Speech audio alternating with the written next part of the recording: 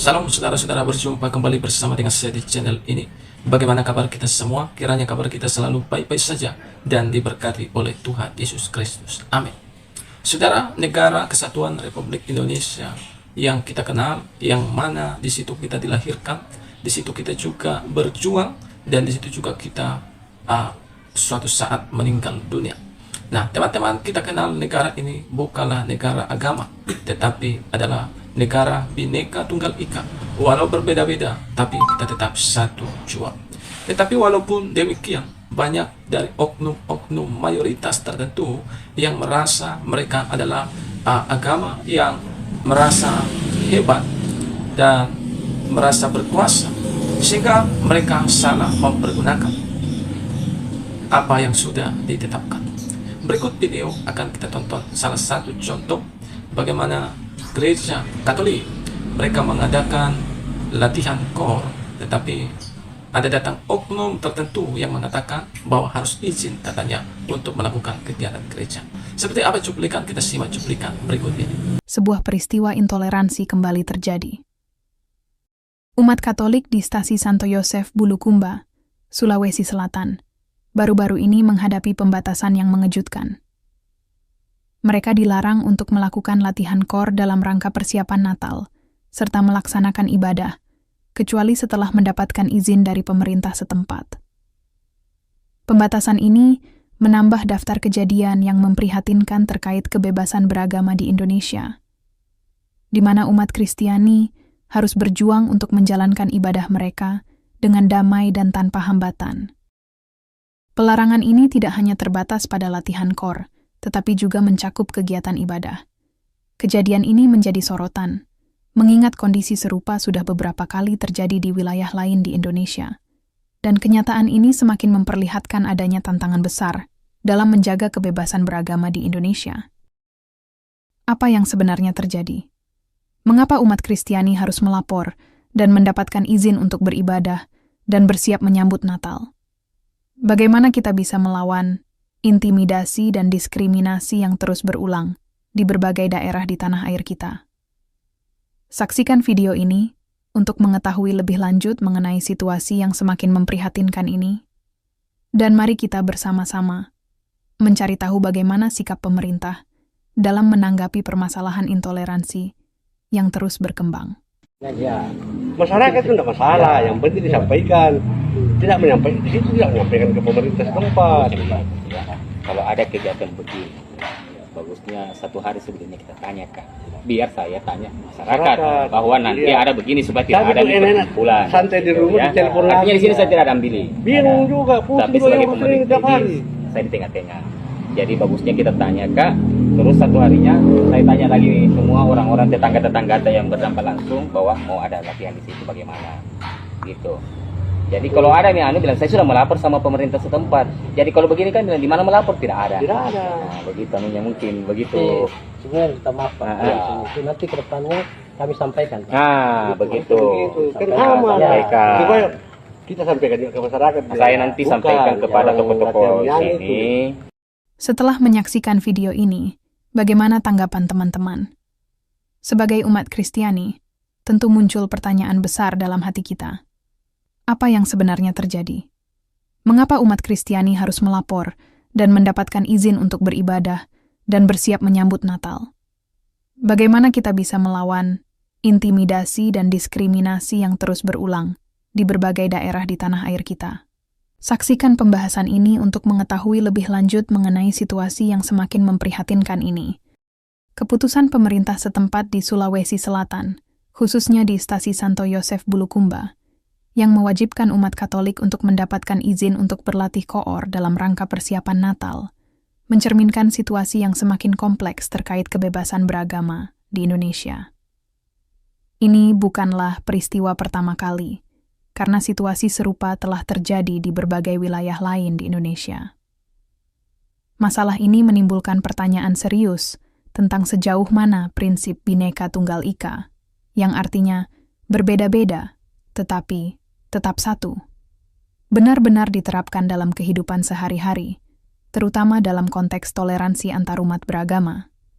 Pelarangan atau pembatasan terhadap kegiatan ibadah dan latihan KOR untuk persiapan Natal ini jelas menunjukkan adanya kekhawatiran dan ketidakpastian yang melingkupi kebebasan beragama di Indonesia. Padahal, Indonesia dikenal sebagai negara dengan keberagaman agama, budaya, dan suku yang sangat tinggi. Dalam konteks ini, apakah kebebasan beragama yang telah dijamin dalam UUD 1945 benar-benar dihormati oleh semua pihak, termasuk oleh pemerintah daerah? Intoleransi dalam berbagai bentuk memang terus menjadi masalah besar di Indonesia.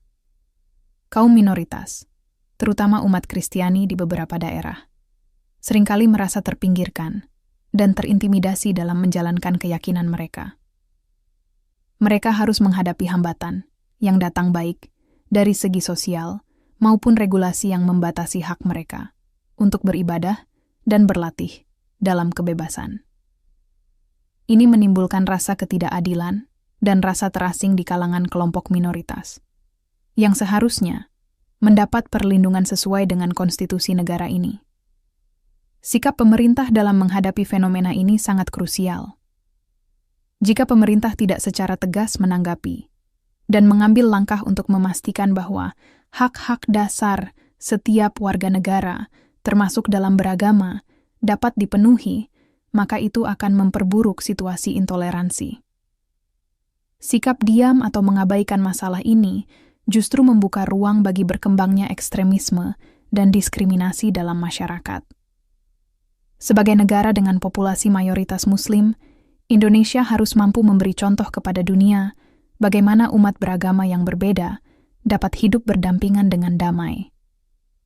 Keberagaman seharusnya menjadi kekuatan, bukan pemicu perpecahan. Namun kenyataannya, banyak umat minoritas merasa terpinggirkan dalam berbagai aspek kehidupan.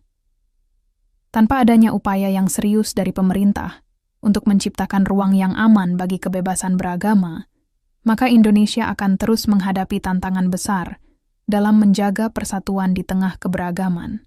Kasus seperti yang terjadi di Stasi Santo Yosef Bulukumba menjadi pengingat bahwa meskipun Indonesia menyatakan diri sebagai negara yang mengedepankan keberagaman, dalam praktiknya masih ada banyak tantangan dan ketidakadilan yang perlu diatasi. Ini bukan hanya masalah bagi umat Kristiani, tetapi bagi seluruh masyarakat Indonesia yang menginginkan kehidupan yang lebih damai, toleran, dan harmonis. Untuk itu, perlu ada upaya yang lebih serius dari semua pihak, termasuk pemerintah, untuk mengatasi ketidakadilan yang dialami oleh kelompok minoritas dan memastikan bahwa hak beragama tetap dijaga dan dihormati. Kejadian di Sulawesi Selatan ini adalah sebuah cermin dari tantangan besar yang dihadapi oleh Indonesia dalam menjaga kebebasan beragama dan toleransi. Umat Kristiani yang hanya ingin merayakan Natal dengan damai dan penuh sukacita harus menghadapi hambatan dan ketidakadilan. Ini bukan hanya soal latihan core atau ibadah, tetapi soal hak dasar setiap warga negara untuk bebas menjalankan keyakinannya tanpa intimidasi. Kita harus bertanya, bagaimana seharusnya pemerintah bertindak dalam menghadapi situasi seperti ini? Apakah kita akan terus membiarkan ketegangan dan intoleransi berkembang, atau justru bersatu untuk memperjuangkan keadilan dan perdamaian bagi semua umat beragama di tanah air ini? Kita semua memiliki tanggung jawab untuk menjaga semangat Bhinneka Tunggal Ika. Saudara-saudara, itulah dia video yang baru saja kita tonton tadi videonya. Bagaimana kita tahu yang namanya tentang agama ini adalah sangat-sangat sensitif. Tetapi kita melihat bagaimana tadi di videonya, ya, seorang oknum ini datang mengatakan bahwa minta izin dulu katanya untuk melakukan kegiatan di dalam gereja. Nah, dia tidak tahu bahwa yang namanya tentang hal agama sangat sensitif.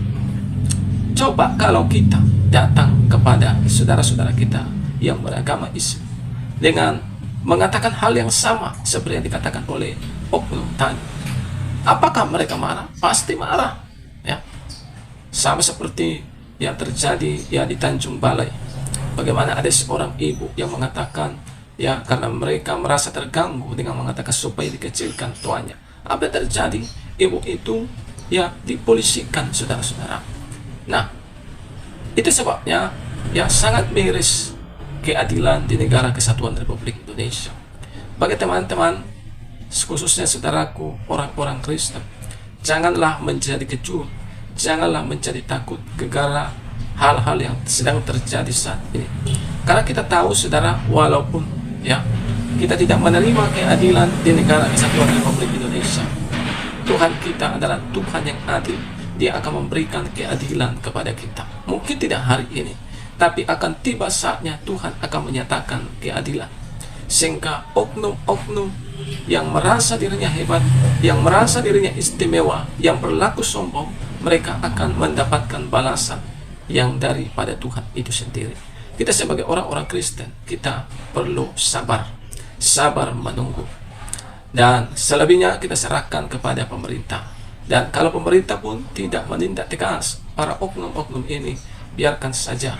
Ada Tuhan yang tidak pernah tutup mata. Dia mendengar teriak-teriak orang-orang yang percaya kepadanya. Nah, yang kita lakukan sebagai orang Kristen, selebihnya kita serahkan sama Tuhan. Kita berdoa. Apalagi baru-baru ini juga terjadi pelarangan ya, gereja GPDI yang ada di Bogor, mereka mau melakukan ibadah Natal, mereka dilarang. Sehingga apa yang terjadi, orang-orang Kristen yang ada di sana terpaksa beribadah di lapangan terbuka. Saya katakan ini adalah mujizat Tuhan. Sehingga Injil diberitakan tidak hanya di ruangan tertutup, tapi juga ruangan terbuka, sehingga semua orang-orang bisa mendengar berita tentang Yesus. Karena Yesus sudah katakan bahwa Dia akan datang apabila Yesus diberitakan kepada segala bangsa. Nah, teman-teman, kiranya video yang saya bagikan ini boleh memberikan kepada kita pelajaran penting, sekaligus juga informasi penting. Tuhan memberkati kita. Salam.